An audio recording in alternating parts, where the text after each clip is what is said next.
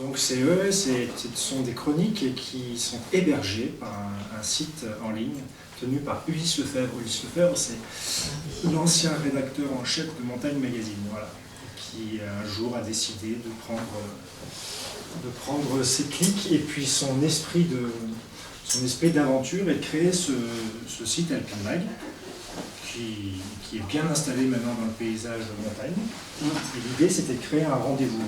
Au départ, en fait, la chronique Espresso, elle a été présente dès la naissance d'Alpine Mag. C'est une aventure collective et commune. Mais tu avais déjà écrit des chroniques avant, non? Pour Libération Ouais, dans Montagne Magazine. Parce qu'en fait, c'est toujours la même chose, ce sont des histoires d'amitié, ça. Ce sont des histoires de personnes. Donc, moi, je m'étais rapproché d'Ulysse Lefebvre, toujours quand il était à Montagne Magazine. Et Libération aussi, il y a eu quelques infidélités avec Libération. Et quand Ulysse est parti, c'était assez naturel de le suivre parce que, encore une fois, on passe du temps ensemble, on a envie de travailler ensemble, on s'entend bien. Et je trouvais que son idée méritait qu'on l'accompagne un petit peu. Et Espresso, tu as une direction éditoriale ou... Non. J'ai une liberté complète. Donc ça, c'est quand même un luxe. Il me laisse faire, il me laisse écrire, il me laisse dire tout ce que je veux. Bon, après, on n'est pas plus sur des sujets où on est très transgressif. Hein. Mais il n'empêche que je n'ai jamais de censure, d'inhibition. Donc ça, c'est un vrai confort pour moi. C'est un vrai confort. De temps en temps, peut-être que je m'endors parce que c'est lui aussi qui aiguillonne. Donc c'est un exercice qui est particulier, la chronique hebdomadaire. C'est vraiment un exercice particulier. Moi qui me plaît, encore, toujours, je ne m'en lasse pas. Et Espresso, pour revenir à l'histoire, pour revenir à l'origine, l'idée c'était de créer un petit rendez-vous autour de la machine à café le lundi matin pour lancer la semaine avec un petit texte léger ou pas léger, mais en tout cas ce rendez-vous qu'on a tous autour de la machine à café, pour ceux qui ont un travail régulier, hein, et une machine à café qui fonctionne. Voilà, c'était l'idée et d'où le nom, Espresso. Et du coup on va lire un petit, justement, c'est le 5 février. Il est un plaisir supérieur, celui de prendre son café au comptoir d'un bistrot inconnu. On s'assoit en observateur du monde, notre anonymat nous protège, les habitués se fichent de notre avis, aucun ne le réclame. Alors on se tait, sauf à ce que nos bornes soient dépassées. Le type avait la tête à dire ce qu'il a dit. La morphopsychologie est une science fondamentale. Sa vérité maintes fois assénée était qu'on aurait dû la laisser là-bas, l'autre. L'autre, c'est Elisabeth Revol, une himalayiste revenue de nulle part. Là-bas, c'est le Nanga Parbat. Mais le type n'avait pas jugé utile de s'en souvenir. Il avait retenu la montagne tueuse, c'est plus efficace. Que ce soit une femme ne semblait pas lui déplaire. Que Pakistan sonne comme Afghanistan semblait fluidifier sa pensée. Alors, mon silence s'est tu. Je lui demande quelle était l'autre solution, la laisser mourir donc. Je tente de lui expliquer que l'himalayisme est un truc qui dit la binarité, la vie ou la mort ou la vie, que les matchs nuls ou la bonne défaite n'existent pas et qu'il nous est interdit, à lui comme à moi, en Himalaya ou au coin de la rue, de ne pas tout tenter pour sauver une vie. 20. Il me dit qu'elle n'a pas fait grand-chose, elle, l'autre, pour son compagnon de cordée, Makiewicz ou un nom comme ça. Je lui fais remarquer que, tiens, ça y est, le sort des alpinistes soudainement l'intéresse. Mais tout ce fric dépensé, clame-t-il, je songe à parler de Zidane ou d'un autre, mais c'est m'aventurer sur son terrain, à domicile qui plus est. Je songe à défendre le crowdfunding du virtuel qui sauve des pots, mais c'est du pain béni pour le réac qu'il joue à merveille, alors je préfère lui raconter ce souffle de solidarité. L'argent récolté, oui, puisqu'il en faut, et le courage absolu de ses sauveurs, qu'il jette un œil sur les images de Denis Rubeco serait une riche idée. Nice to see you, Elisabeth, s'exclame-t-il de bonheur et de naturel lorsqu'il la retrouve. Nice to see you. Jamais cette formule automatique n'a eu autant de sens et de puissance émotionnelle. Il me dit que c'est une connerie, ça le flatte, et qu'elle n'avait qu'à s'en sortir toute seule puisque l'Himalaya est son choix à elle. plaisir personnel et soutien collectif à ses yeux, il y a comme quelque chose qui cloche. Donc en fait, tu commentes l'actualité là. Mais elle est intéressante, enfin, le choix il est pas innocent, mais ce billet-là, moi il m'a interrogé, je parle avant de l'écrire, parce que c'est sans cesse une interrogation que moi j'ai, est-ce qu'on doit coller à l'actualité ou pas? Voilà. Il faut trouver le bon moment. Est-ce qu'on laisse l'actualité, la vie, le monde tourner un peu, les choses s'apaiser, les choses se tasser, ne pas rentrer dans cette espèce de réaction immédiate, spontanée, sans recul. Mais il y a aussi le rythme du web, parce que c'est quand même un exercice qui se tient et qui se loge sur un site internet, dans un site internet. Et là, on est sur des échelles temps qui ne sont pas tout à fait les mêmes que l'écriture en magazine ou l'écriture en livre. Et à un moment, on s'aperçoit que lorsqu'on a trop attendu, finalement, ça ne fait plus écho. Et on a quand même comme objectif, quand on écrit, que ce soit lu, que ce soit entendu et qu'il y ait une résonance. Donc ça, c'est la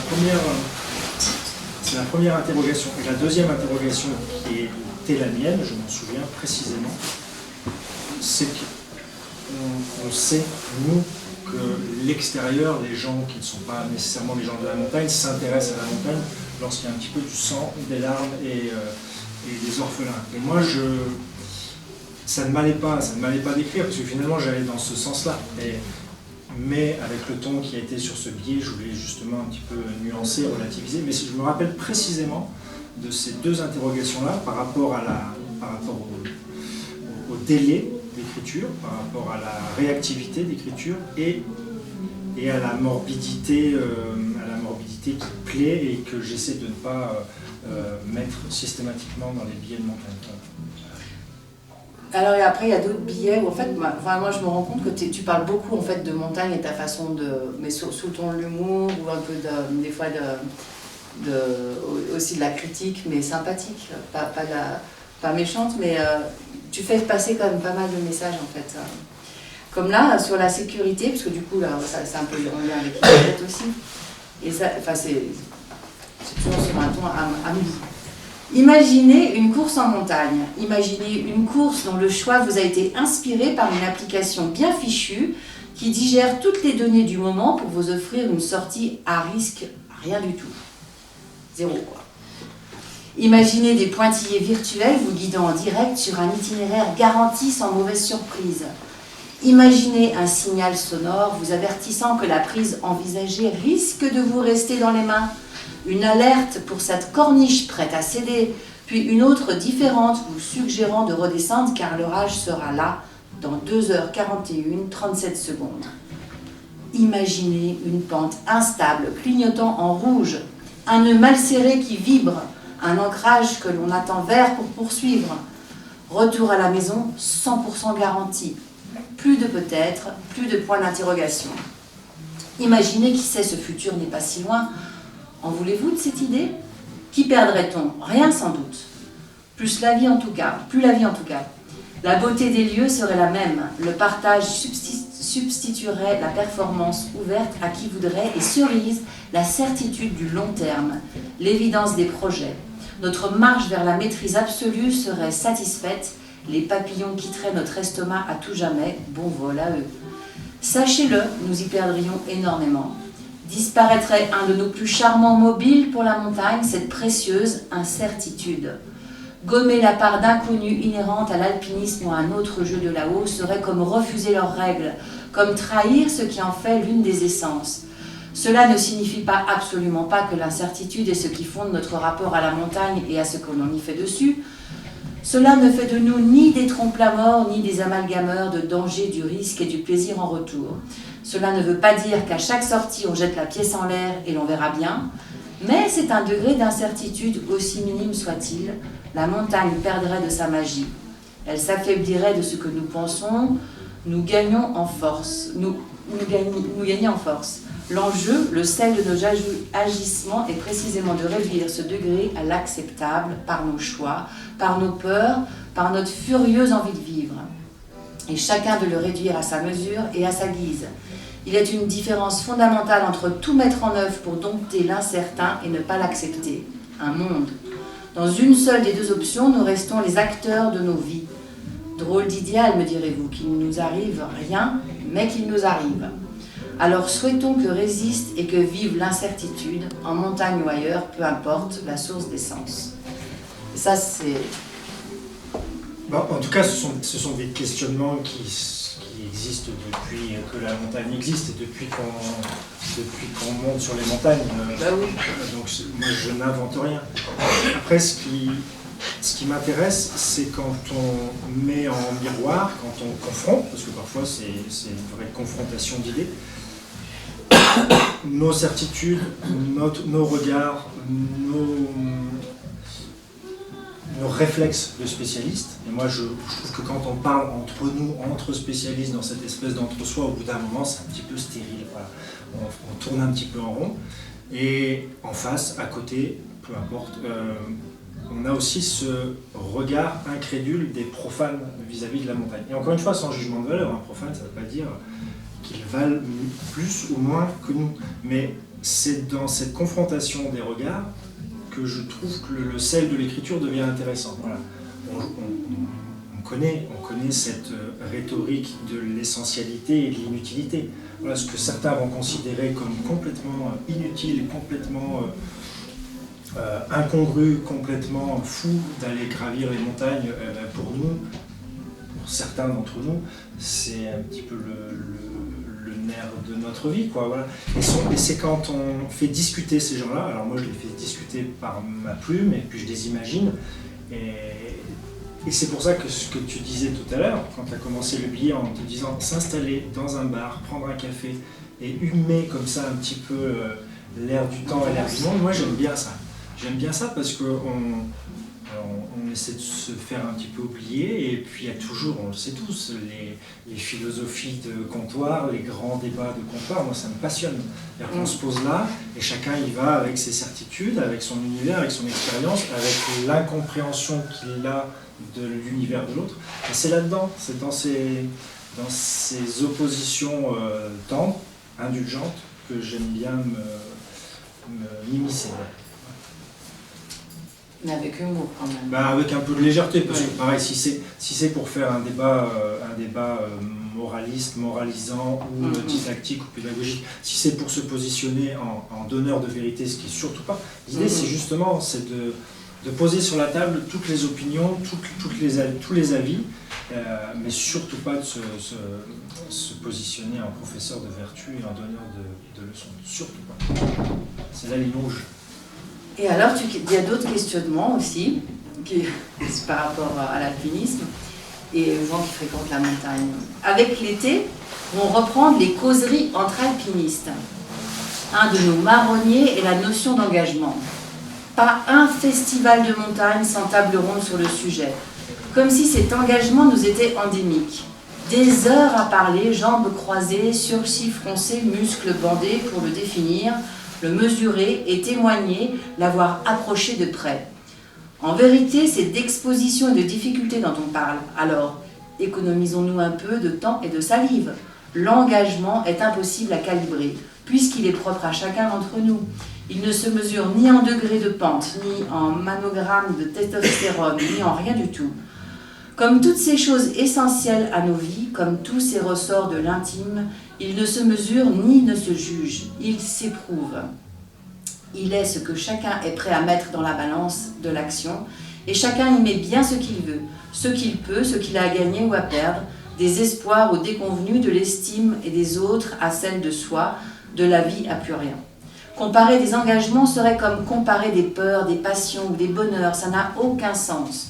Pourquoi diable l'homme désire-t-il toujours tout noter ? Ce n'est pas la montagne qui fixe notre degré d'engagement, elle n'est qu'un tas de cailloux. C'est notre vie du moment et l'espace étroit dans lequel on accepte l'entrée qui le définissent. S'engager est une drôle de danse, un pas en avant et peut-être 2 pas en arrière. Et s'il y a une viande qu'on engage en montagne, il n'y en a qu'une. C'est 300 grammes d'un muscle un peu strié, un peu lisse, parfois gonflé à bloc, parfois tout sec, visible de personne d'autre que nous, notre cœur. Ajoutez-y les 21 grammes de notre âme et vous connaîtrez le poids de l'engagement.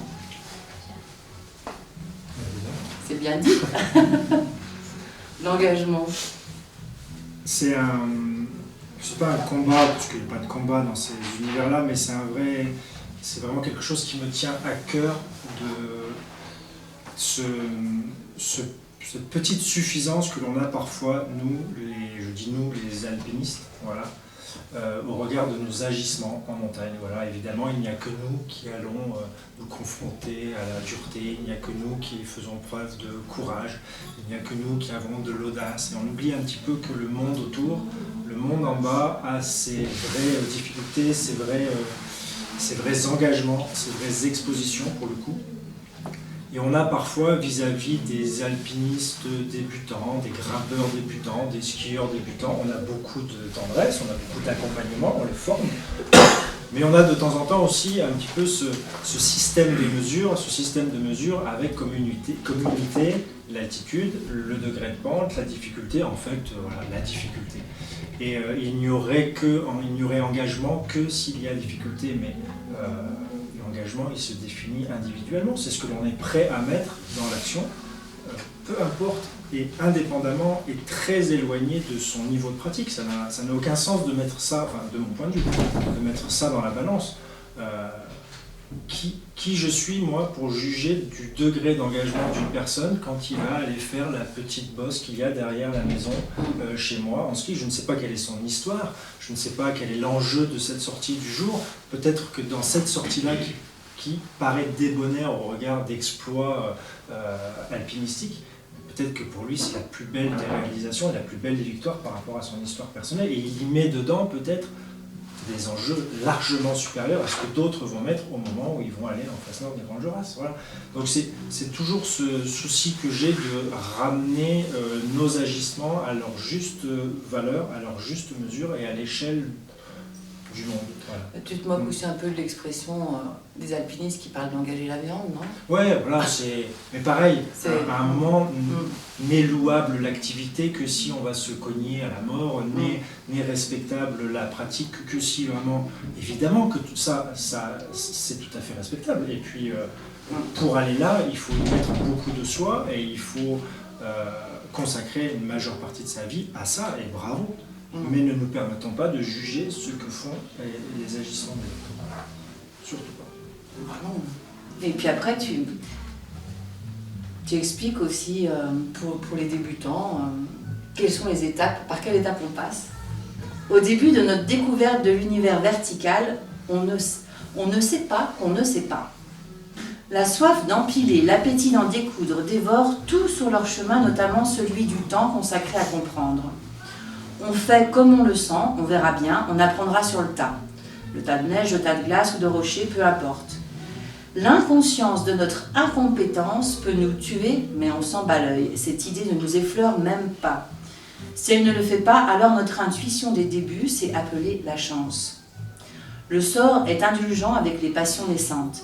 À chaque retour, nous disons avoir réussi et nous le croyons fermement. Considérer qu'une course en montagne est un succès dès lors qu'on en revient vivant présente cet intérêt majeur de ne connaître dans sa vie au pire, au mieux, qu'un seul échec. Puis la vie continue. Si l'on poursuit, si notre goût pour la montagne ne s'essouffle pas, on découvre alors avec effroi qu'on ne sait pas tout. Peut-être même pas grand-chose. Des frayeurs, des miracles, du 112, parfois la mort voisine, tout cela nous le rappelle. C'est officiel, on sait qu'on ne sait pas. En prendre conscience fait mal à l'ego, mais peut sauver la vie. Ne pas savoir et accepter de débuter peut même offrir ce goût plaisant de la jeunesse. C'est une nouvelle intuition qui guide désormais nos pas, elle se nomme la crainte. On mesure plus qu'on ne fonce, on évite plus qu'on affronte, on passe loin. On s'avoue qu'on a eu jusqu'alors un brin de chance et qu'il reste un drôle de long chemin vers la maîtrise en montagne. Cette perspective est parfois si vertigineuse, la taille de la suite si immense qu'on décide d'en rester là. Soit on retourne à des univers connus, soit l'on s'oriente vers d'autres inconnus où notre ignorance sera moins âprement châtiée, le tennis ou l'art moderne. Tu parles des rites initiatiques, là Alors je crois que là c'est ma vraie déformation de prof de gym, parce que je suis aussi prof de PS. Et dans notre formation initiale, on est gorgé de ces discours et de ces cours de réflexion et de didactique et de pédagogie et de sciences de l'éducation. Et donc ça comme quoi on s'en soigne difficilement. Hein, ça. Mais je sais que ça vient de là, de ces cours qu'on a eu, qui sont intéressants, mais sur les étapes de l'apprentissage, et puis sur les croyances, sur les sentiments de compétence. Voilà. Pourquoi je crois à un moment que je suis compétent? Qu'est-ce qui peut me dire, qu'est-ce qui peut m'assurer de ma compétence? Évidemment, le fait alors pour le coup en montagne, le fait peut-être qu'il ne m'arrive rien, ou en tout cas que des choses positives, mais est-ce que ça veut dire pour autant que j'ai fait les bons choix? Ça m'intéresse aussi, toute cette psychologie individuelle. Donc, pareil, c'est toujours, ces billets, c'est toujours un espèce de métissage, quoi. Et puis, l'enjeu à chaque fois, c'est de réunir des univers différents. Là, il y a le ressenti en montagne, il y a ce qu'on éprouve, il y a ce qu'on...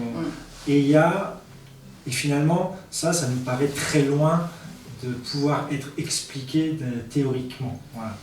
Et puis à côté de ça, moi j'arrive aussi avec mon petit univers de bons profs de gym à qui on a enseigné pendant des heures et des heures de la psychopédagogie. Et je me dis, mais finalement, peut-être qu'on peut mêler cet univers très académique, très universitaire, et puis du ressenti, quelque chose qu'on a l'impression d'être presque irrationnel. Voilà.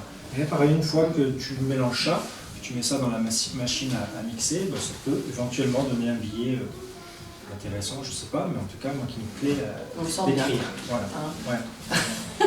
C'est ça, il faut réunir les personnes, réunir les univers et essayer de décloisonner. Mais c'est vrai qu'en montagne, il y a quand même cette expression, je ne le sentais pas ou je le sentais bien. Donc j'y suis allée parce que je le sentais bien et je ne le sentais pas, donc je suis rentrée. Oui, alors après on a le droit aussi d'écouter son ressenti, c'est chouette ça. Enfin, c'est bien de discuter avec soi-même aussi, et puis de se laisser guider par ça. Et puis on ne va pas à chaque choix et à chaque décision en montagne ressortir une thèse de psychopédagogue, mais il n'empêche qu'on peut de temps en temps essayer d'éclairer ces choix qui nous paraissent être du ressort de l'inné ou d'une forme de don supérieur. On peut éventuellement peut-être l'éclairer par des données complètement extérieures au milieu de la montagne. Et puis évidemment, quand on parle de montagne, on parle de grands alpinistes, d'exploits. Et là, tu critiques aussi, mais c'est marrant. À ne parler que des exploits et des frayeurs de l'homme, on la déshumanise, cette montagne. Nous prenons tous notre part de responsabilité. Les médias, première caisse de résonance, peinent à raconter une autre histoire que celle de la vie qui cogne. Nos grands alpinistes, nos illustres grimpeurs, parlons-en, eux aussi ont leur part de responsabilité. Mais peut-on les blâmer? Il n'y a qu'un fonds de commerce pour eux, pas d'eux, l'exploit, le raid, le penché. On nous survend leurs performances, leur pacte avec la mort et leur stock de courage. On voudrait rappeler à l'alpiniste débutant qu'il ne vaut rien, lui et ses pieds plats, qu'il ferait mieux de passer son chemin, que l'on n'agirait pas autrement.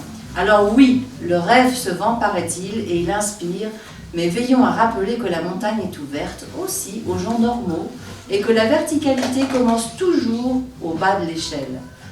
Pourtant, ils l'aiment cette montagne à pente douce, nos grands alpinistes. Ils en connaissent les charmes, mais ils n'ont pas le droit de le dire, cela les braderait. Sur leur fin de carrière, ils admettent, peu importe la difficulté, pourvu qu'il y ait le plaisir d'être là-haut. C'est vrai, profondément vrai, mais il est trop tard, on ne les écoute plus, et d'autres ont pris le relais de la surenchère. De tous les responsables les plus coupables ne sont pas à chercher bien loin, ils sont nous-mêmes.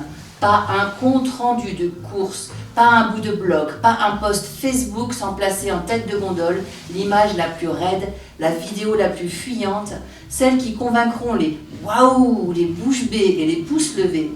La logique des gonades impose son point de vue, quitte à faire pencher ce ciel au point de craindre qu'il nous tombe sur la tête. Une fois ce cadre renversant mis en place, une fois difficulté et vertige suggérés, alors on ira de notre couplet sur la candeur et la normalité de l'entreprise du jour. C'était cool. Mais en étant bien assuré que la photo aura fait frissonner, nous savons le contraste à notre avantage, et puis nous écrirons que c'était beau, faisant mine d'oublier que c'était dur. Alors, c'est le titre, sauf erreur de ma part, le titre de ce billet, je crois que c'était Le ciel qui penche, Ouais. quelque chose comme ça. Un penchant pour le ciel. Voilà, un penchant pour le ciel. C'est parti d'une observation des photos de montagne en fait dans les magazines ou sur les blogs ou sur là. Instagram. Et on a régulièrement des ciels comme ça, quoi. Voilà. Et des montagnes qui se raidissent, qui sont bien assez raides comme ça. Alors on peut mettre ça sur une erreur de cadrage et sur une difficulté, mais on sent bien qu'il y a une intention derrière. Encore une fois, on rejoint un petit peu ce qu'on se disait avant, c'est-à-dire est-ce qu'on a le droit d'aller en montagne uniquement pour y faire des choses difficiles, rien que la définition de la difficulté, elle est difficile. Voilà. Et moi j'ai ça. Tout en disant que c'est facile. Hein. Tout en disant que c'est facile. Mais après, moi j'ai aussi mes petits gamins là que je vois toutes les semaines et à qui j'essaie de présenter favorablement l'alpinisme. Je parle de mes élèves. Ouais. Et mes élèves, quand je leur parle de ça, quand je leur demande pourquoi ils ne vont pas à l'alpinisme comme ça spontanément, et ben là la vérité, on dit qu'elle sort de la bouche des enfants, mais elle effectivement, parce qu'on ne leur présente quasiment à chaque fois que de la dureté. Voilà. Il faut aller s'immerger là-dedans pour après y trouver du bonheur. Mais quand on est loin, quand on n'est pas familier de ce milieu-là, qu'est-ce qu'on nous présente ? On nous présente les seules fois où on en parle, c'est parce qu'il y a des drames, il y a des catastrophes. Quand les jeunes, je les vois bien, quand ils vont s'intéresser un petit peu à ce que font certains de la photo, du récit, mais moi le premier, certainement, on a quand même notre ego qui nous dit de présenter ce moment-là, parce que ce moment-là il est un petit peu vertigineux, cette course-là. Et finalement on se rend compte qu'on offre ou qu'on présente les choses de la montagne et les choses de l'alpinisme généralement par le versant de la dureté, et ça repousse. De l'exploit. Ouais, de l'exploit, et puis Enfin, je sais pas, moi j'essaie de m'imaginer face, parce que là pour le coup c'est face à un univers qui n'est pas le mien. Si on me dit, et partant du principe que je suis intéressé par ce milieu-là, ça me titille. On me dit, tu vas voir, c'est super, c'est dur, tu vas avoir froid, on y meurt quand même assez facilement, tu vas avoir peur. Et puis, à part penchant masochiste, il y a un moment, il y a une part de moi qui va me dire, mais fuis. Donc quand après, dans d'autres univers, dans d'autres instances, on discute du désamour des gens pour la montagne, on a tendance à la fois on dit qu'il y a beaucoup de gens en montagne, par exemple le ski de randonnée en ce moment, on n'arrête pas de dire, il y a plein de gens, avant il n'y avait personne. C'est vrai, mais on constate aussi la désaffection et la désaffection de l'univers montagne. On voit beaucoup moins de gens et on voit beaucoup moins de jeunes, mais il faut se rappeler du discours que l'on tient sur cette... Donc je trouve qu'on peut aussi dire qu'en montagne, on y passe de bons moments, de convivialité, on se marre bien, c'est beau, et puis on y joue des jeux d'enfants et on passe de très très bons moments, et parfois sur des bosselettes, quoi, voilà, et qu'il n'y a pas besoin d'aller se cogner aux choses dures. D'ailleurs, tu expliques très bien pourquoi on va tous en montagne. Au commencement, était le montagnard. Il vaquait sur ou sous les sommets en quête de cristaux ou de chamois et dans la crainte d'esprits maléfiques. L'alpiniste ensuite est apparu, lui et son envie de gravir les montagnes sans nécessairement se charger d'un prétexte pour le faire. Puis le Big Bang a fait son œuvre, déclinant la mosaïque des pratiques telles qu'on la vit aujourd'hui façon puzzle. Une foule de jouets, de jeux, de joueurs. On grimpe, on glisse, on court, on vole. Et on n'a encore rien vu. Des générations de pourquoi pas vont se succéder, qui sait à quoi ils joueront dans 10 ans là-haut. Au sein même d'une pratique, des sous-ensembles ont vu le jour. Grimper en libre n'est qu'un lointain cousin de l'artif. L'amoureux du calcaire peine dans le granit. Le skieur alpiniste ne se reconnaît que dans les gros patins de freerider. Ne se reconnaît pas, pardon, dans les gros patins du freerider. L'himalayiste au style alpin et l'himalayiste à corde fixe n'ont pas grand-chose à voir. Quelques noms d'oiseaux parfois, base jumper et wing sweeter s'aiment bien quand même. Comme pour toutes les choses de la vie, c'est l'histoire du verre à moitié. Soit on se réjouit de cette richesse née de l'inventivité des hommes, de cette montagne qui ouvre grand ses portes à la variété des jeux et à la diversité de ses acteurs, soit on s'inquiète de la dérive des niches, cette drôle de danse où chacune des micro-disciplines souhaite imposer à sa légitimité aux autres, surtout à la voisine, celle qui lui ressemble un peu trop. Ça frictionne souvent, c'est parfois violent. Même chez les amateurs d'élévation, la tolérance peut raser les pâquerettes. Si beaucoup, et c'est heureux, font le choix d'une pratique généraliste, elle peut survenir, cette querelle des chapelles où chaque activité proclame sa vérité, de ces vérités définitives qui donnent l'affreuse idée de la religion. Faisons gaffe, il paraît que le monde s'est mis à merder quand sont apparus les monothéistes. C'est assez le foutoir comme ça ailleurs pour ne pas se chercher des noises au beau milieu des montagnes. Car c'est bien là qu'elle se trouve, la vérité, au beau milieu. Suivez comme vous le pouvez un trailer en forme. Vous verrez comme souvent son regard se détourne du chronomètre pour mesurer la beauté du stade. Tirez sur les cordes fixes à la Carrie Cobbler et regardez comme chacun reprend son souffle pour goûter l'esthétique des lieux. Rampez timidement sur le socle d'envol du base jumper et vous l'entendrez célébrer la beauté du point de vue. Partez de nuit avec tous les alpinistes du monde, aucun ne vivra le lever du jour avec indifférence. Il est là le lien entre tous, le beau. Les autres motifs sont secondaires, peu importe le choix du jeu, il n'existe pas une journée en montagne sans un arrêt sur image, sans éloge de cette beauté qui nous secoue. Quoi que l'on ait au pied, le regard est toujours le même, époustouflé. Alors à quoi bon se chercher des différences? Il doit être là le lien entre nous tous, le beau. Ben oui, il paraît que tout ce qui nous dépasse nous rassemble. Donc en fait la question qui m'obsède, c'est pourquoi on va sur les montagnes. Mais elle ne m'obsède pas parce que je me la pose, elle m'obsède parce qu'on nous la pose tout le temps en fait. Voilà. Donc c'est vrai, on nous demande souvent pourquoi on va en montagne et on a certainement nos mobiles, nos motivations personnelles, intimes, différentes des uns des autres, mais il me semble quand même qu'il y en a une cardinale qui nous rassemble tous, c'est pour aller chercher une émotion, et cette émotion elle est souvent autour de l'esthétique des lieux. Enfin, quelle que soit la pratique, moi je vois ces jeunes, je parle comme un vieux con, mais ces jeunes freeriders, ils n'arrêtent pas de dire que c'est beau. C'est beau, c'est beau.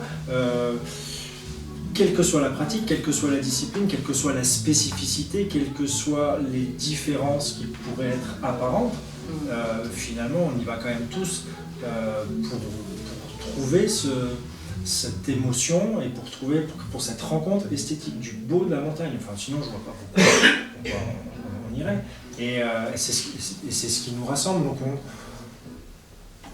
on cherche quand même plus souvent et on met souvent en lumière quelles sont les différences et ce qui pourrait nous tendre et nous opposer et nous diviser, mais finalement on y va quand même pour cette raison, parce que c'est beau. Parce que c'est beau. Excellent. Et donc la montagne est ouverte à tout le monde, elle est ouverte, voilà, et puis elle est ouverte aux esthètes. Voilà. Et il me semble que c'est assez essentiel comme mobile. Voilà. C'est bien, voilà. Tu as bien raison. Mais des fois, alors c'est vrai que tu dépeins comme un peu toute cette ménagerie un peu qui est autour de la montagne, parce qu'il y a quand même du monde qui fait un peu tout et n'importe quoi.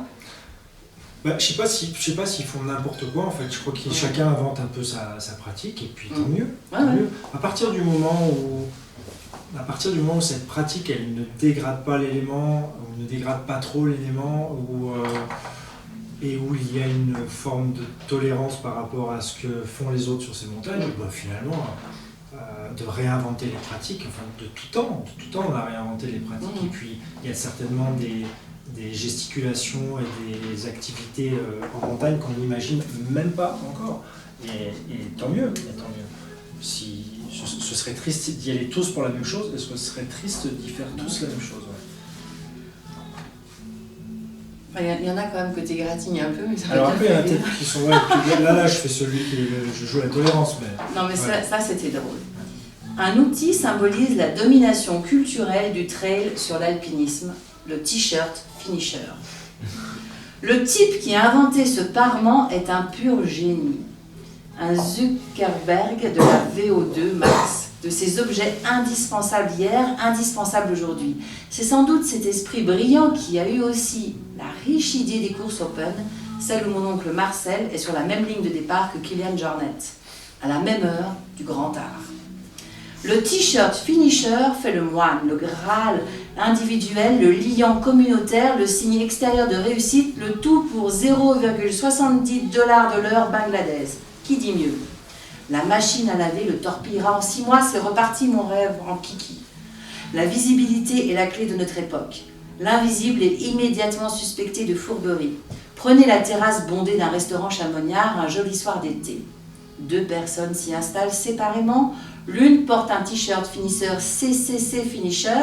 Les trailers ont définitivement choisi entre goût de l'effort et goût vestimentaire.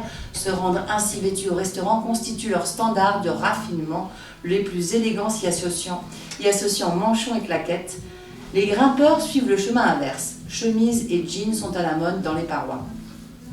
L'autre revient de l'intégrale de Potteret, rien de moins ou de plus noble que courir, juste différent. Observez, les yeux du monde se tourneront immanquablement vers l'estampillé. Que c'est bon les macarons. L'alpiniste anonyme dira qu'il s'en moque de s'être caillé les meules pour pas un regard, qu'il ne fait pas ça pour ça, que l'alpinisme est intimité, puis il rentrera, fixera à la maison pour compter le nombre de vues de son intégrale sur YouTube.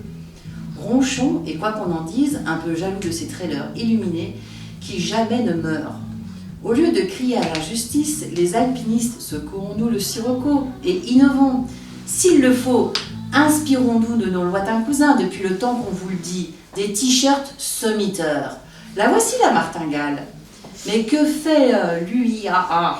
Sur chaque sommet, on devrait pouvoir se procurer un t-shirt des lieux célébrant notre réussite. Finisher est malvenu, un tantinet présomptueux. Il reste la descente, mais sommiteur s'envisage allègrement. Nous surclasserions sans peine le trail avec une marque déclinable à l'envie. En préfixe, le nom du sommet. En suffixe, l'international ER. Et voilà, nous en sommes de l'uniforme qui pose son nom. Servineur, Werther, Muncher, Chichapangmer, Everester. Pour les plus exigeants, déclinons jusqu'au nom de la voie. Horbeiner, Kufnerer, Innominateur. Le marché du grimpé est infini. À nous le saut textile, le succès lisible et les regards emportés. Enfin, que la vie va être douce, le PIB du Bangladesh a de beaux jours devant lui. Ah, si une suggestion pour ne pas casser d'emblée notre dynamique marketing, si les vainqueurs du K2 pouvaient se faire un temps discret et désintéressé, ce serait chouette. En réfléchissant entre alpinistes et de 3 oxymores, on s'est dit que K2R, ça faisait un peu tâche. Alors, en creux de ce texte-là, parce qu'évidemment, à première lecture, on se dit, on tape allègrement sur ces trailers et leur cerveau vide à se comparer le chronomètre et puis le dossard et le rang et le classement. Voilà. Il est de bon ton dans notre milieu de la montagne pure, de la montagne authentique. Il est de bon ton de taper sur les trailers qui n'ont strictement rien compris, qui salissent un peu notre montagne, qui gesticulent, qui se classent, qui ont leur système de mesure, de confrontation, et nous, on est épargnés par ça, évidemment. Sauf que c'est pas vrai. Sauf que c'est pas vrai. C'est même la compétition directe, à laquelle se livrent les trailers, elle a le mérite quand même de l'honnêteté. Voilà. Parce que là, il y a la transparence, c'est posé, c'est mesuré, c'est comme ça. Nous, on se dit épargné, on se dit surtout pas sali par cette méchante compétition, et on parle d'émulation. Évidemment, nous, les grimpeurs, les alpinistes, les skieurs, on est dans une forme d'émulation. Sauf que demain soir, allez regarder les sites communautaires, c'est à celui qui aura fait son 5-3 en ski, et puis j'ai fait mieux que toi, et puis voilà. Donc acceptons de dire que un des ressorts aussi de notre activité et de beaucoup d'activités humaines. Mais c'est plus discret, il faut chercher quand même. C'est plus focus. Il faut chercher l'info quand même. C'est plus focus en fait, surtout parce qu'en fait on n'est que là-dedans, enfin on n'est pas que là-dedans, mais on lit beaucoup. Mais on veut tout, c'est-à-dire qu'on veut à la fois dire je suis un peu meilleur que toi, mais on veut surtout pas qu'on nous regarde comme des compétiteurs. ce qui est une certaine forme de noblesse, à se dire au-dessus de ces basses considérations sportives. Voilà. L'alpinisme, c'est pas un sport, voilà, c'est une raison d'être, c'est une façon d'être à la vie, et c'est vrai tout ça. Je suis pas en train de cracher dans la soupe qui fait sens pour moi. Mais on n'a pas non plus à donner des leçons à des coureurs, à des trailers, à des sportifs qui ont quand même, eux, je trouve, le mérite à un moment d'afficher leurs prétentions, d'afficher leurs envies, encore une fois de mettre tout en œuvre pour y arriver. Et eux, ils ne peuvent pas dire qu'ils sont meilleurs que l'autre parce qu'il y a un classement, c'est public, c'est transparent et il y a toujours meilleur que soi. Et si on ne fait que l'activité où on est le meilleur du monde, on n'en fait pas beaucoup. En tout cas, moi, je n'ai pas trouvé. Voilà. Mais voilà, il ne faut pas se mentir, on est aussi un peu entre nous à regarder là celui qui a fait de la pentraide, celui qui a rajouté un petit degré, celui qui a chaussé les skis la première neige. Ben oui, et puis c'est pas. Et à s'envoyer tous. Mais oui, et puis c'est pas sale, quoi. Il y a un moment, on a le droit aussi d'être dans une. La vie est comme ça. Alors, soit on sort du monde, soit on sort de la vie. Enfin, c'est pas méchant de se moquer quand même du t-shirt finisher. Hein. Non. C'est rigolo. Non, puis après, j'imaginais le marché de celui qui vendait le t-shirt Mont Blanc Werther, il y a quelque chose à faire. Non, ça va venir. Ben, j'espère. Mais tout ça, c'est pour rire un peu de nos travers personnels, de nos incohérences, et puis, mais il n'y a rien de bien grave dans tout cela. Non. D'ailleurs, si vous avez des questions, mais n'hésitez pas, hein, profitez-en. Bien sûr. Non. Dans vos brèves de comptoir, vous êtes limité en nombre de lignes. Comment est-ce que ça se passe? Oui, de plus en plus. Ouais, parce que moi j'ai tendance à être un peu, j'ai tendance à écrire un petit peu, pas trop, parce que j'ai pas l'impression qu'on écrit trop. Mais là encore, il y a le format du web. C'est nouveau pour moi. Autant quand on prend un livre, finalement on y consacre le temps qu'on veut. Généralement, on se met dans les conditions de la lecture. Voilà. Là, on voit avec toujours Ulysse Lefebvre, on voit comment sont lus, on est capable de mesurer comment sont lus ces billets, combien de temps, on a des systèmes de mesure. Alors moi, je ne suis pas du tout là-dedans et je ne maîtrise pas, mais lui m'explique ça. Et c'est lu assez vite en fait. C'est lu assez vite, et donc il faut qu'il y ait un format, qui soit court, un petit peu punchy, qui soit, en plus comme l'idée c'est quand même l'espresso du début de semaine, il ne faut pas commencer par une thèse de 3e cycle, il faut commencer par un petit billet.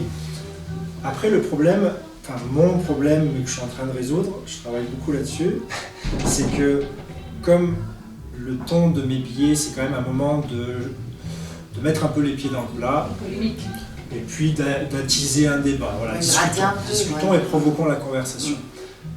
Sauf que de temps en temps, mon travers, et je le connais, mon travers c'est de choisir un point de vue, de choisir un angle, mais de quand même ne pas passer trop pour un crétin auprès des lecteurs en disant « vous allez me dire ça, mais j'y ai quand même pensé.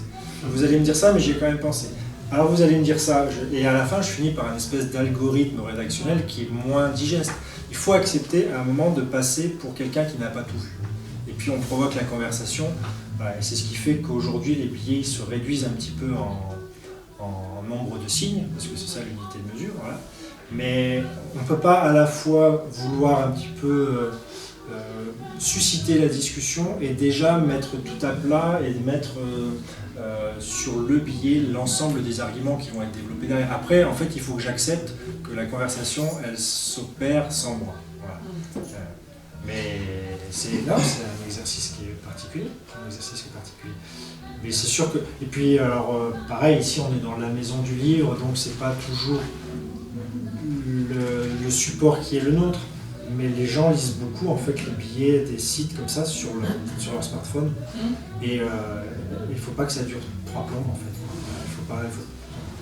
Alors on le déplore ou pas, hein. On peut se dire c'est triste, il faut prendre le temps de la lecture, mais on peut se dire aussi que peut-être que des personnes, peut-être que des générations qui ne liraient pas, viennent à la lecture et viennent au livre par ça. Hein. Je sais pas, moi j'ai pas la vérité, Donc le papa d'Alpine Mag m'invite tendrement à réduire la taille des billets. Voilà. Et tu parles Il vous suggère de temps en temps des sujets, parce que vous parliez tout à l'heure du choix en relation avec l'actualité ou pas.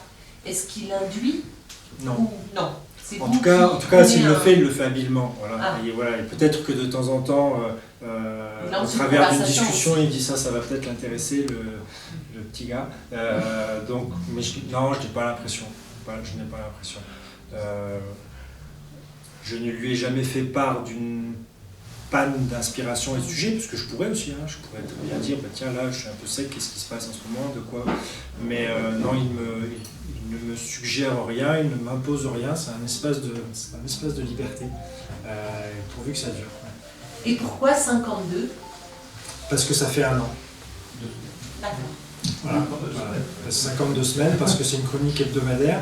Alors, pour être tout à fait précis, il y a des chroniques, il y a des billets qui sont lisibles sur le web, intéressants éventuellement sur le web, et qui font complètement pchit dans un livre, par exemple, avec des liens sonores. J'ai fait 1 ou 2 billets, parce que moi je suis très sensible à la musique, et à la musique que l'on a, la musique même intérieure que l'on a quand on va en montagne. Il y a eu 1 ou 2 chroniques qui avaient un fond sonore, et le corps de la chronique était musical, donc évidemment si on le met dans le bouquin, ça n'a aucun intérêt, ça ne marche pas. Donc il y en a eu un petit peu plus, mais l'idée d'une année était séduisante. Parce que même là, c'est marrant, parce que quand Lorraine évoque tel ou tel billet, moi je me souviens dans quel état d'esprit j'étais quand je l'ai écrit. Je me souviens de ce qu'ont pu être les motivations pour l'écrire. Et quand j'échange avec les lecteurs, même si ce livre est là depuis quelques jours seulement, je trouve que c'est ça aussi qui est très intéressant et moi qui me plaît, c'est que finalement en lisant ça, les personnes qui, alors je ne sais pas s'ils ont lu l'ensemble des chroniques sur une année, mais quelques chroniques leur rappellent un moment de leur année, et un moment de leur vie parfois fort, parce qu'ils se souviennent avoir lu cette chronique à ce moment-là, à cet endroit-là, dans un contexte personnel qui était celui-là. Et ce qui fait aussi qu'un même billet, mais ça c'est pour tous les livres et pour tous les récits, c'est qu'un même billet va être reçu différemment selon l'humeur du moment et selon l'état d'esprit du moment. Mais c'est ça qui est aussi intéressant, c'est que ça, à un moment on s'arrête et on se rappelle de notre année passée. Et je sais que moi en tant que lecteur, j'aime bien quand les chroniqueurs rassemblent un an de mots, un an d'écrits, parce que on a un tableau de société. On a un tableau de société et on a un petit album écrit de sa vie, de son année. Voilà. Et c'est un des moyens pour raviver certains souvenirs heureux ou malheureux. Mais... Tous vos sujets sont polémiques ou... Non.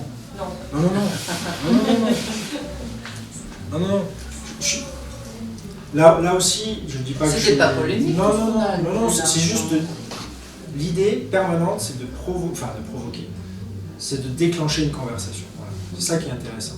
Parce que si on finit, et moi aussi en tant que lecteur, j'aime bien que ça m'interroge et j'aime bien que ça provoque un débat, une discussion. Non, pas polémique.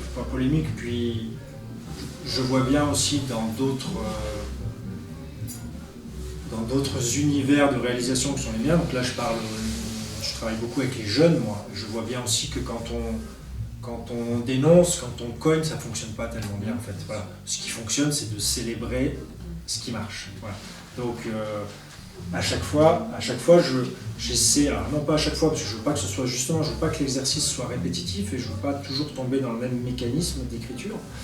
Mais j'aime bien, comme je le disais tout à l'heure, rassembler des univers différents, mettre dans le billet des arguments différents, voire opposés, et à un moment montrer que peut-être qu'au-dessus de tout ça, il y a quelque chose qui nous rassemble et que ça ne reste que des... Même si ce qui se joue en montagne est important et dit beaucoup de nous,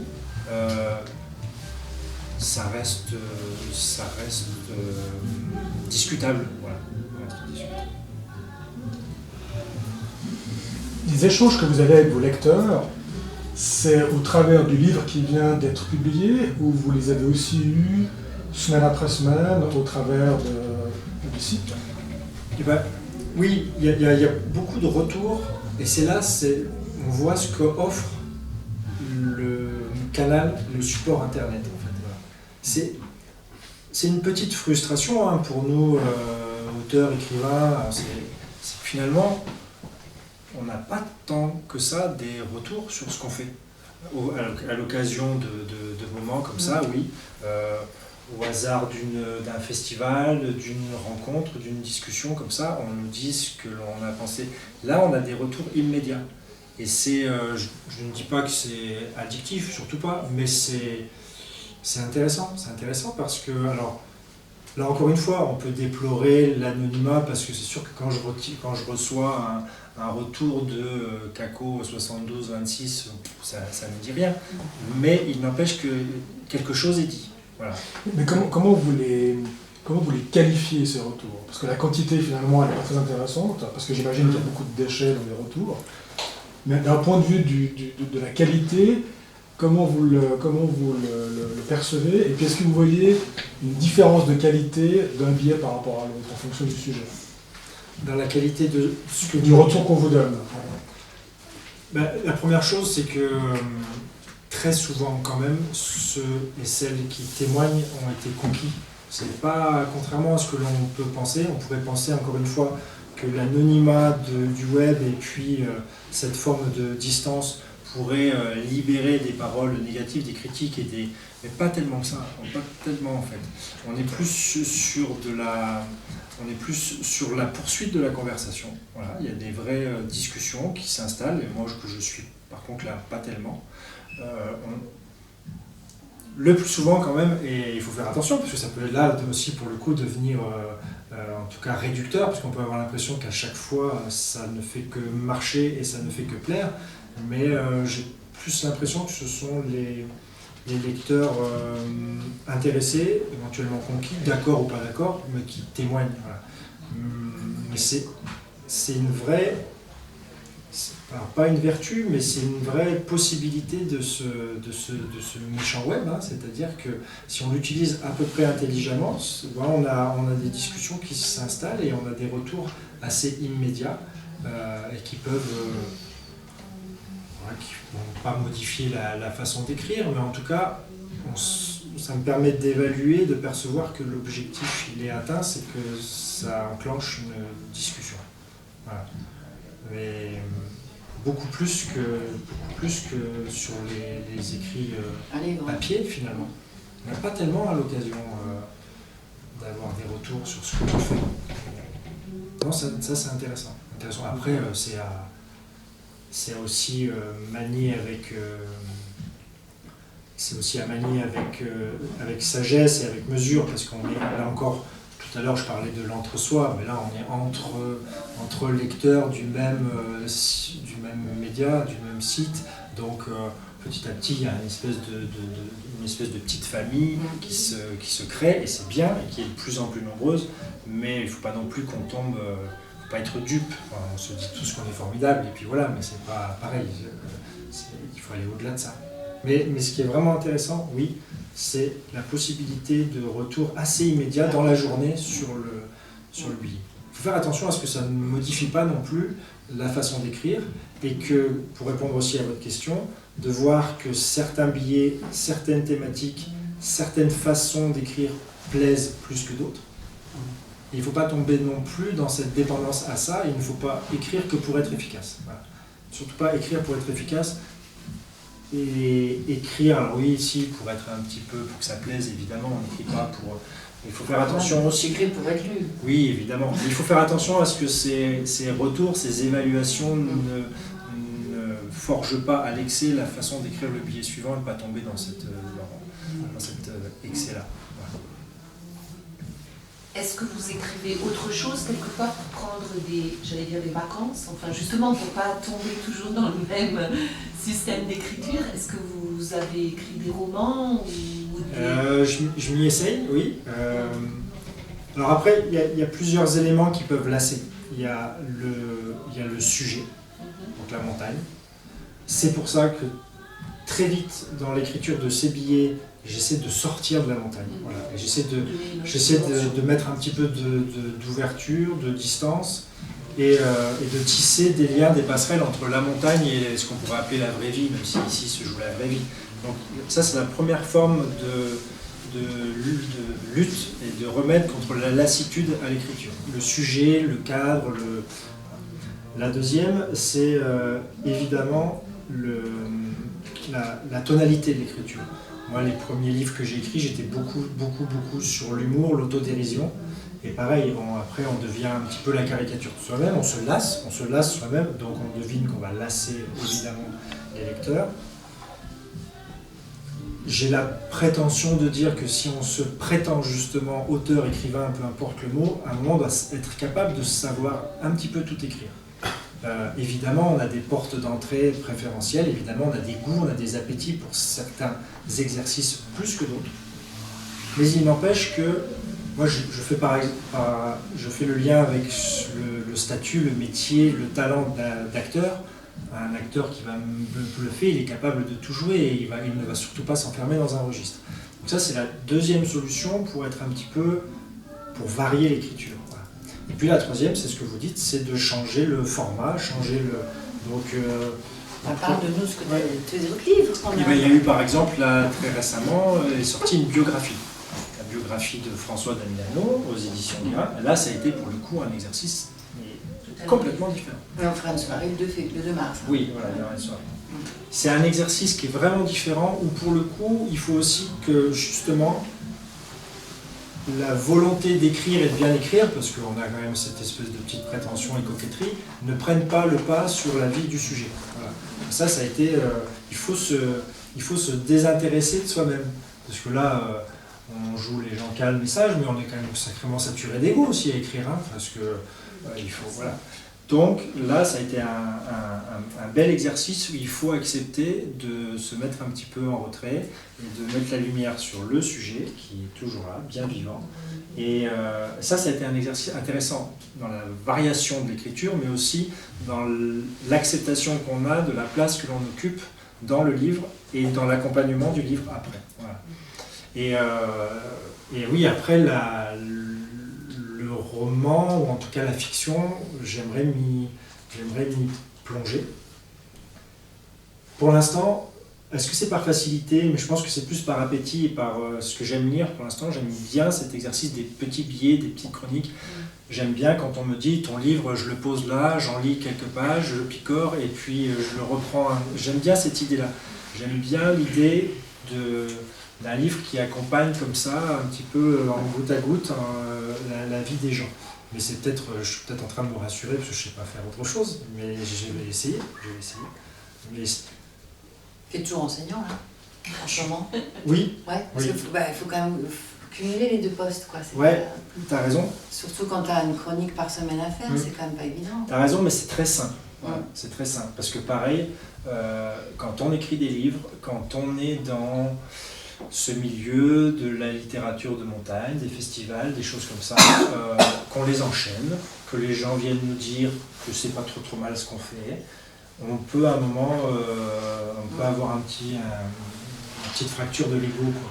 Et c'est bien de temps en temps de retrouver le lundi matin le petit Kevin qui en a strictement rien à faire d'Alpine, qui n'a strictement rien à faire de la biographie de François Damiano, qui veut que je sois ce jour-là avec lui, disposé, disponible et que les ballons soient bien gonflés. Voilà. Donc c'est très bien de varier les univers, de varier les attentes. C'est assez... Alors c'est chronophage, ça empile beaucoup, mais il me semble que pour l'instant c'est plus sain que problématique. Voilà. J'avais arrêté l'enseignement à un moment et je m'étais excessivement plongé dans l'écriture et je trouvais qu'il me manquait un petit accoudoir. Moi je voudrais savoir parmi les fidèles du site, là, du blog, combien il y en a qui ont conscience que tu leur sers un thermomètre du narcissisme du milieu. Et l'autre question qui va avec, c'est est-ce que l'autodérision ne sert pas de protection contre un engagement excessif? Ah si, clairement. Pour répondre à ta deuxième question, oui, clairement. C'est une forme de protection, hein, de mettre de la légèreté autour de soi, parce que c'est évidemment, ça c'est certain. Après, pour répondre à la première question, il me semble que c'est le filtre de lecture, en tout cas, de beaucoup. Ouais. C'est finalement, alors, pas une libération de parole, parce que c'est pas non plus un porte-parole d'une cause essentielle, mais le retour, c'est souvent, ça fait du bien d'entendre qu'on ne sommes pas des demi-dieux. Mais à la fois, on le dit, et puis très certainement après, 10 minutes après, on retombe dans nos travers discursifs et d'activité, et puis ce n'est pas grave, finalement. Mais c'est souvent ça qui ressort, en tout cas. Voilà, ça fait du bien de mettre un petit peu d'humilité, un peu de légèreté, mais finalement, à ne parler que de ça et à n'écrire que sur ça, c'est peut-être aussi une vraie forme de prétention à croire que l'alpinisme, ça dit la vie et puis c'est essentiel. Moi, je n'écris que là-dessus. À la fois je dis, bon, ça va, il y a autre chose dans la vie que l'alpinisme, il y a autre chose dans la vie que la montagne. Mais finalement, pour l'instant, j'écris que là-dessus. Hein. Donc pour l'instant, je joue le jeu de celles et ceux qui pourraient penser que la vie et le monde se résument à nos agitations sur la montagne. Donc j'ai ma part de responsabilité. Enfin, mince, ça y est, j'en prends conscience ce soir. Il y avait un petit glissement sémantique dans la première nouvelle qui a été lue, chronique, sur le terme d'engagement. Ouais. Je trouve ça amusant parce que dans la génération bien avant à laquelle j'appartiens, l'engagement par rapport à la difficulté, on philosophait moins, on disait la difficulté c'est celle qu'on éprouve à monter, l'engagement c'est celle qu'on éprouverait à redescendre s'il fallait. Ouais. Et là, tel que transposé, tel que tu l'écris, l'engagement devient ce que nous on appelait grimper loin au-dessus du dernier clou, quoi. C'est-à-dire, c'est là où tu commences à avoir peur, quoi, où tu te demandes est-ce que tu dois t'arrêter à temps ou pas. Et là, je trouve que d'avoir transposé petit à petit le terme d'engagement dans la définition que tu en donnes, c'est déjà une petite approche narcissique. Ouais, peut-être, mais pour moi à chaque fois qu'un terme m'interroge et que je vois que ce mot suscite des discussions, comme l'engagement, enfin, t'es d'accord, moi j'ai l'impression qu'à chaque salon ou festival de montagne, il y a une table ronde sur l'engagement. Donc c'est bien quand même que ça nous prend un peu la tête, cette histoire. Dans ces cas-là, moi j'aime revenir à l'étymologie, quoi, et puis à ce que ça veut dire. Pour moi, pas pour moi, pour tout le monde, c'est mettre en gage. Qu'est-ce que tu mets en gage ? Voilà, donc qu'est-ce que tu mets en gage ? Ce que je vais mettre en gage en montagne au moment où j'y vais, ça peut être lié à ma vie personnelle, à mes soucis. Voilà, ouais, non, mais je comprends ce que tu veux dire. Donc finalement, pour moi, c'est très éloigné de la difficulté, de l'exposition et du moral en fait. Voilà. C'est ce jour-là, qu'est-ce que je suis prêt à mettre dans ma façon d'aller en montagne au regard de ce que je suis en train de vivre. Et c'est juste que moi j'aime faire venir les gens à la montagne et que ça c'est encore un terme qui peut être repoussant. Et quand je dis aux gens, mais quand vous allez faire roche plane derrière ma maison en ski de rando, c'est comme ça, mais pour eux, ce jour-là, c'est peut-être quelque chose de fort, d'intense, parce que leur vie du moment, leur niveau du moment, leur font que c'est une vraie difficulté en soi, voilà, et qu'il y a beaucoup de choses qui sont mises en gage là-dedans. Quand je vois mon petit cousin qui emmène sa petite copine en montagne et qui ce jour-là rêve qu'elle adhère à son univers de pratique, et il y a sacrément de l'engagement, quoi. Parce que si elle revient de là en disant ta montagne c'est nul, ça ne m'intéresse pas, ce jour-là je sais qu'il met en gage quelque chose vraiment essentiel. Et ça n'a strictement rien à voir avec les 10 mètres au-dessus du dernier piton branlant, il met quelque chose en gage, quoi. Voilà. Mais ça c'est un truc dont on pourrait discuter des heures, ouais, c'est sûr. J'ai fait un jour la Vallée Blanche avec un jeune marié qui voulait convaincre sa jeune épouse. Voilà.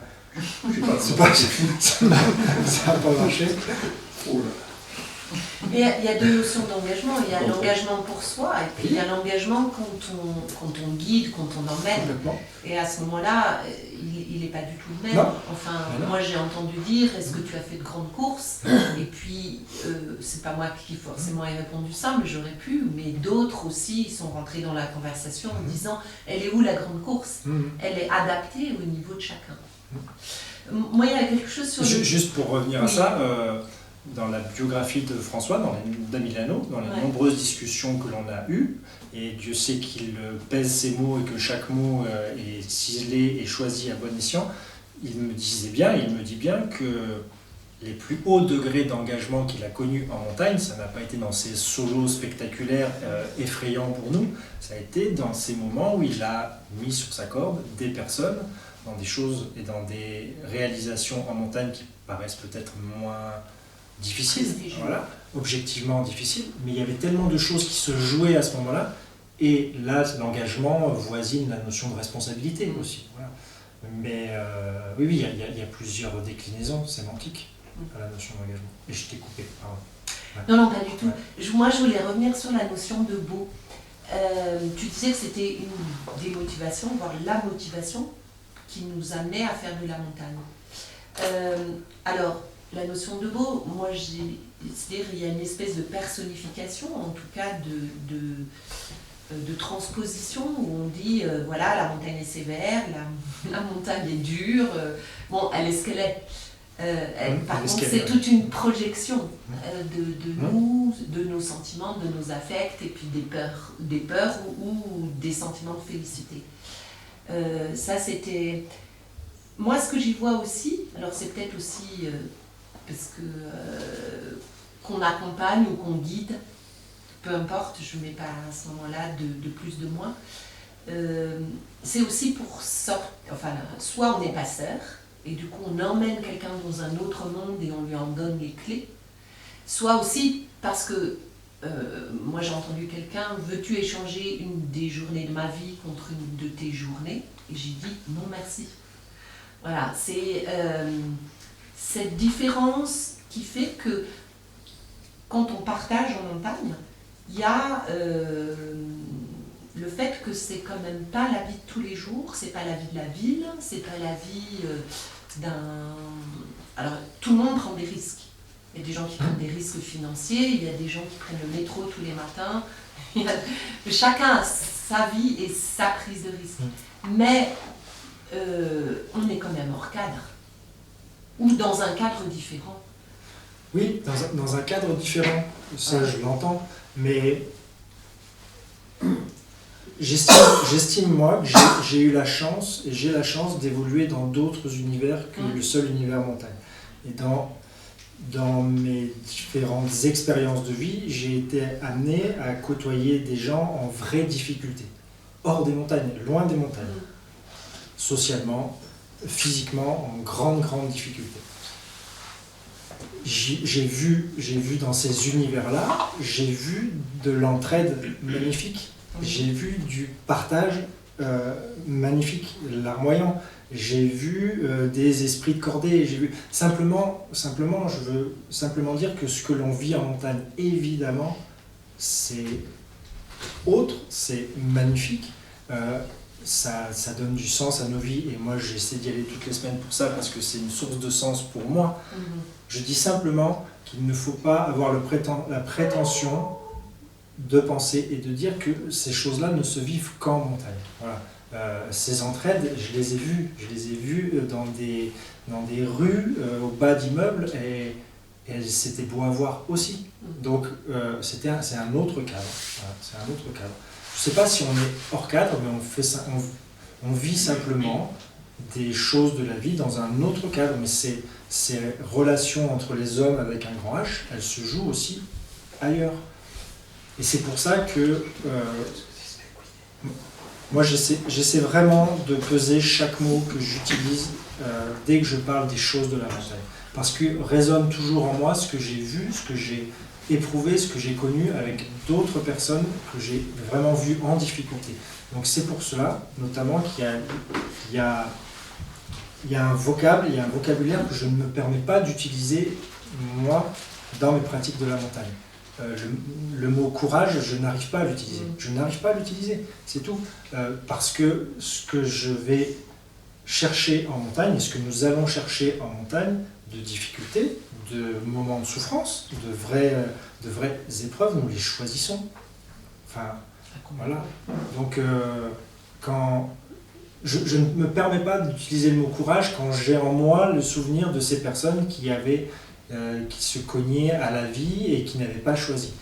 Ça ne veut surtout pas dire qu'il faut aller en montagne en permanence avec conscience des problématiques du monde. Justement, on va en montagne pour se libérer de ça. On n'est pas obligé d'aller en montagne en se disant toutes les 2 conversions, ou tous les 3 virages, ou toutes les 2 mouvements de grimpe, qu'est-ce que j'ai de la chance d'être en forme physiquement, qu'est-ce que j'ai de la chance d'avoir des sous pour faire ça, qu'est-ce que j'ai de la chance socialement d'avoir été à un moment dans ma vie à ce qu'on me présente la montagne. Mais il n'empêche que moi, j'ai pu voir des gens qui n'auront jamais cette chance, parce que la vie, en termes de représentation, en termes de possibilités financières, etc., et donc il y a des mots que je m'interdis. Quand on utilise du dépouillement à tout va, on est tous dépouillés en montagne, on connaît le dépouillement. Mais comment je peux parler de dépouillement avec mes 2500 balles de vêtements sur moi? Alors ça peut paraître démago ce que je dis, mais c'est juste, c'est une vérité. Comment je peux parler de dépouillement quand je me souviens des personnes à qui, dans les maraudes, on allait donner 2-3 trucs pour qu'ils puissent simplement s'ouvrir? Je vais dire, disons que ce week-end, j'ai vraiment connu un vrai moment de dépouillement en cascade de glace. C'était vraiment j'ai juste impossible. Donc, après que les autres usent de ces termes-là, il n'y a aucun jugement de valeur. Et puis, il se joue en montagne des vrais moments, des vrais épisodes de courage, il se joue ça.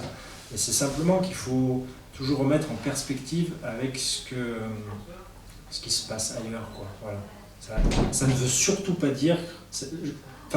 je ne veux surtout pas laisser croire que je sous-évalue ce qui se joue en montagne. Vraiment, sinon moi je n'irais pas. Enfin, c'est tellement beau, tellement riche. Mais c'est pas seulement une formule, mais quand je dis prenons de l'altitude, oui, mais prenons de la hauteur, et puis quand on est, je ne fais pas la messe, hein, c'est toujours pas ça, mais quand on est au sommet des montagnes, regardons un peu quand même ce qui se passe autour, voilà, ça me paraît important. Voilà. 52 chroniques où tu interroges ce monde de la montagne, Oui, et le monde en général. où tu le décortiques, tu t'en moques gentiment, Non mais c'est... Je m'interroge. En fait, je m'interroge et je fais part, en fait c'est psychanalytique comme exercice. Voilà, je fais part à tout le monde de mes interrogations. Voilà.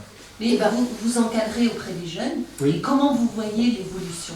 Parce qu'il y a quand même des mouvements qui sont très très intéressants. Je vois par exemple, je ne peux pas parler uniquement du monde féminin, mais il y a il y a des femmes guides qui s'investissent dans des formations où on voit que là, ça déborde. Enfin, que ça soit le GAF ou le GFHM, il y a le groupement féminin de haute montagne ou je ne sais plus comment ce que dit le GAF, mais le groupement féminin, bref, il y a de plus en plus de femmes qui voudraient y accéder, et maintenant elles sont obligées de faire des sélections. Donc voilà, il n'y a pas que l'aspect revendicatif, il y a aussi cet aspect de moi j'aimerais aussi maîtriser. Et comment est-ce que. Et la montagne ayant été un lieu de sélection, la reproduction du même quand même, enfin on a lu les mêmes auteurs, elle s'est à la fois démocratisée et pas, et en plus elle s'est ouverte. Elle s'est ouverte parce que si on considère qu'il y a un tiers de femmes quand on regarde dans les refuges par exemple, eh bien tout ça évolue. Donc est-ce que ça fait partie de vos réflexions dans les brèves ou pas? Oui, évidemment, et l'accès aux jeunes à la montagne, moi c'est une vraie préoccupation parce que j'en discute beaucoup avec eux. Et je vois quels sont les obstacles. Et les obstacles ne sont pas qu'en termes, ce dont on parlait à l'instant, de possibilités d'aisance matérielle, etc. C'est simplement en termes de représentation, déjà. Il y a certains jeunes, tout près des montagnes, pour qui ça n'évoque rien. Ça n'évoque strictement rien. Ça, c'est la première chose. Moi, après, ma deuxième préoccupation, ma deuxième inquiétude, pour le coup, et là, je me bats beaucoup contre l'institution, c'est qu'on est dans un espèce de luxe sécuritaire. C'est-à-dire qu'en gros, on nous demande d'éduquer les jeunes à la sécurité, et non pas à la sécurité, à la gestion du risque, à la connaissance de soi, et en acceptant et en refusant complètement de les confrontés à une sécurité, à une forme d'insécurité subjective. Hein. Mais c'est une vraie difficulté pour nous. Enfin, quand je vois aujourd'hui que si je veux emmener des gamins en montagne, il faut que je commence par leur mettre des charlottes sous les casques. Voilà, moi, ça tendance, ouais. Alors après, c'est le milieu éducation nationale, peut-être. Hein. Il faudra dire à David qui coupe. Mais tout est difficile, et on présente encore une fois, à chaque fois, on nous présente l'activité, on nous présente le domaine par ce qui va être dangereux, par ce qui va être interdit, par ce qui va être nécessaire de surveiller. Donc nous on s'imbibe de ça, et petit à petit, moi je me rends compte que je présente ces choses-là aussi, de cette façon-là aux gamins. Alors qu'il ne faut pas que je leur parle de ça comme ça. Donc c'est un vrai combat, pour le coup, au quotidien. D'essayer de leur montrer que la montagne, déjà, n'est pas beaucoup plus dangereuse que la vie d'en bas. Moi, je propose de clore cette discussion autour d'un verre de rouge.